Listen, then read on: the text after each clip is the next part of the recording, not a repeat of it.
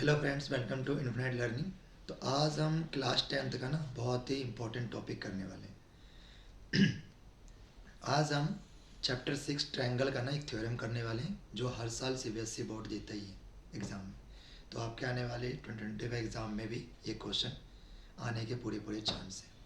तो वो थ्योरम आपको पता लगे गया होगा, बेसिक प्रोपोर्शनल थ्योरम, बीपीटी बोलते हो शॉर्ट फॉर्म में, या थेल्स थ्योरम भी बोलते हैं। तो ये जब भी थ्योरम आएगा ना, इसका स्टेटमेंट भी आ सकता है या बिना स्टेटमेंट के ऐसे क्वेश्चन आ सकता है, स्टेट एंड प्रूफ बीपीटी। तो पहले आपको इसका स्टेटमेंट याद होना चाहिए। अगर आपको इसका स्टेटमेंट आता है तो 1-2 मार्क्स तो मिल ही जाएगा, बाकी इसके प्रूफ मैं आपको करवा रहा हूँ। तो स्टेटमेंट में आपको याद रखना है, if a line is drawn, मतलब आप एक लाइन ड्रॉ कर रहे हो, ठीक है, क्या, parallel parallel to one side of triangle, parallel to one side of triangle, intersect the other, जो बाकी जो मतलब एक साइड के पैरेलल आप लाइन ड्रॉ कर रहे हो, ठीक है, जो बाकी दोनों साइड है ना, उन दोनों साइड के एंड अदर टू साइड्स जो बचेंगे, other two sides, then it is divided those two sides in the same ratio, then it is divided other two side in the same ratio। ठीक है, statement नहीं भी समझ आया होगा तो मैं आपको अभी बता रहा हूँ इसमें करना क्या होता है। देखो, मान लो एक ट्रायंगल है, ये हमारा ट्रायंगल है। इस ट्रायंगल में मान लेते हैं ये हमारा ट्रायंगल है ए बी और सी, और मैंने इस ट्रायंगल में क्या करा है, एक लाइन ड्रॉ करी है, ठीक है, जिसका हम नाम रख लेते हैं पी और क्यू रख देते हैं। चलो, पी और क्यू। अब देखोगे तो ये लाइन जो है ना, मैंने इस लाइन के पैरेलल ड्रॉ करा है। तो बीपीटी क्या कहती है कि अगर पी क्यू बीसी के पैरेलल है ना, पी क्यू बीसी का पैरेलल है ना, तो आप इसको इस तरीके से लिख सकते हो, A P upon P B और ए क्यू अपॉन क्यू सी।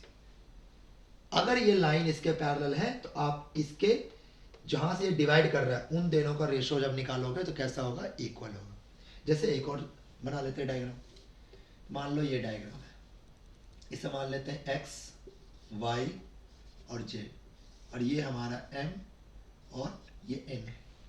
तो यहां भी मैंने क्या बनाया, एक ट्रायंगल बनाया है, और एम एन जो है ना वो वाई जेड के पैरेलल है, जो एम एन है वो वाई जेड के पैरेलल है।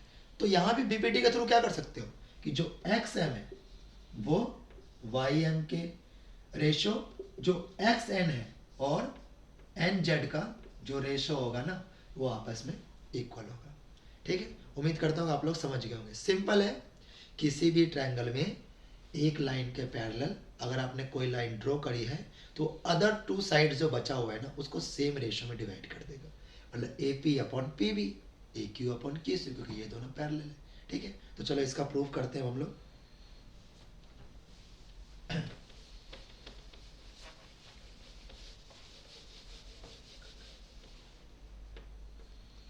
ठीक है, तो देखो ये हम एक ट्रायंगल बना लेते हैं,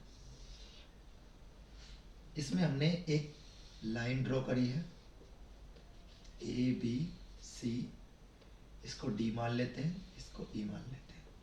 हमें सबसे पहले ना जब भी आप थ्योरम करते हो तो सबसे पहले आप लोग क्या लिखो कि आपको गिवन क्या है। तो अगर आप देखोगे तो इसमें गिवन क्या है, जो डी ई है ना वो पैरेलल है किसके, बी सी के, डी ई बी सी के पैरेलल है। What we have to prove A D, देखो A D upon D B, A D upon D B, और equal to A E upon E C, ठीक है, A D upon D B और A E upon E सी। अब ये directly तो proof होगा नहीं, इसके लिए हमें कुछ ना कुछ कंस्ट्रक्शन करना पड़ेगा। तो कंस्ट्रक्शन में क्या करोगे, मैंने क्या करा, बी को ना ई से ज्वाइन करते हैं और डी को सी से ज्वाइन करते हैं।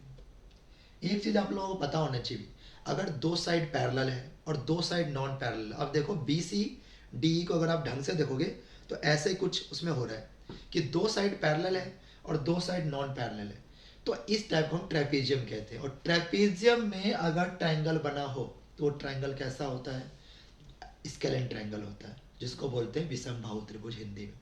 तो स्केलेन ट्रायंगल है, तो स्केलेन ट्रायंगल का हाइट कैसे ड्रॉ करते हो, स्केलेन ट्रायंगल की हाइट, मान लो ये बेस है तो इसकी हाइट जो होगी ना वो बाहर की तरफ ड्रॉ होगी। हाइट क्या होता है, जो 90 डिग्री एंगल बनाए, इसलिए हमने ये बाहर की तरफ ड्रॉ करा है। तो आपको अभी पता लग गया होगा कि ये बुक में ऐसे ड्रॉ क्यों कर रखा होता है हाइट यहाँ पे, और हाइट इसको लेते क्यों है, क्योंकि वो स्केलेन ट्रायंगल है। तो स्केलेन ट्रायंगल की हाइट जो होगी वो बेस के पैरेलल वो आगे ड्रॉ होती है। तो बेस के देखो, बेस हमारा ये है इस ट्रायंगल के हिसाब से, तो हाइट इसकी ये होगी। ऐसे ही ना डी से एक लाइन लेके जाओ, तो अब ये इस ट्रायंगल का, तो एक को मान लेते हैं एम और एक को मान लेते हैं एन, ठीक है, ये हमारा दोनों हाइट हो गया। ये नीचे वाला ट्रायंगल जो हमारे हैं, ठीक, किसी को ही मान सकते हो, कोई फर्क नहीं पड़ेगा। जो नीचे वाला ट्रायंगल है ना उसकी हाइट हमारा ई एम और डी एन हो गया, ठीक है। तो जो हमने ड्रॉ करा उसी को हमें लिखना होता है। तो हमने क्या करा, पहले ज्वाइन करा है किसको, बी से ई को, बी से ई को हमने ज्वाइन करा है, और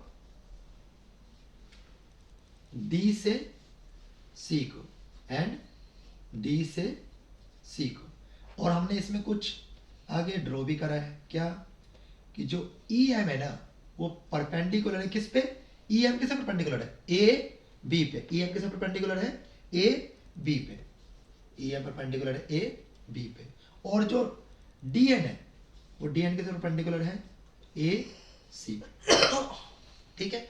ई एम परपेंडिकुलर है ए बी पे, डी एन परपेंडिकुलर है ए सी पे। बस हो गया हमारा क्वेश्चन। अब चलो प्रूफ करते हैं इसका। तो प्रूफ में ना, तो ये जो दो ट्रायंगल मैंने बताया था अभी, ठीक है, जिसका बेस डी ई है, जिसका बेस डी है, कौन से दो ट्रायंगल, बी डी ई और C E D, B D E और सी ई डी, इन दोनों ट्रायंगल को ले लो।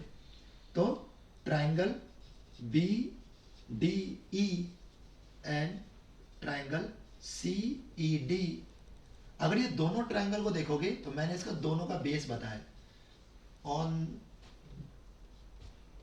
On the base D. दोनों ट्रायंगल क्या है, ट्रायंगल बी डी ई और ट्रायंगल सी ई डी, दोनों का बेस क्या है, डी ई है, and between same parallel line D E and B सी।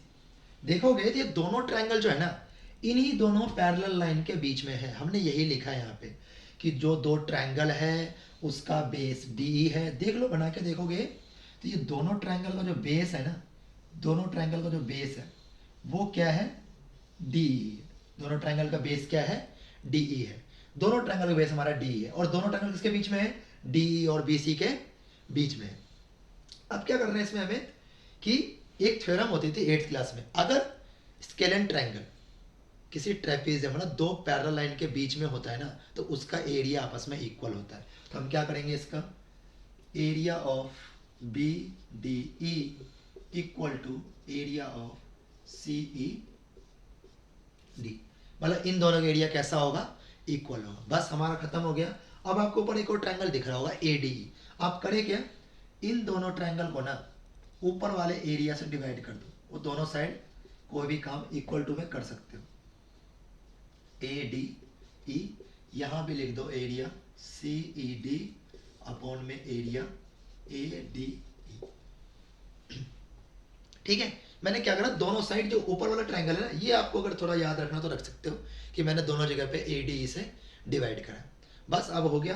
अब आपको एरिया ऑफ ट्रायंगल का फॉर्मूला लगाना है। तो BDE में आ जाओ। देखो BDE में मैंने क्या बताया था कि हाइट ये है तो बेस BD होगा, हाइट EM है तो बेस BD होगा, और हाइट DN है तो बेस EC होगा, हाइट DN है तो बेस EC होगा, हाइट हाइट EM है तो बेस BD होगा, हाइट EM है तो बेस BD होगा।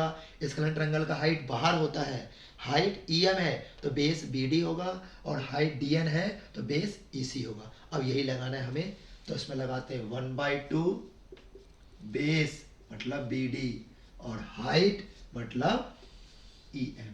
सिमिलरली यहाँ बेस मतलब EC और हाइट मतलब DM।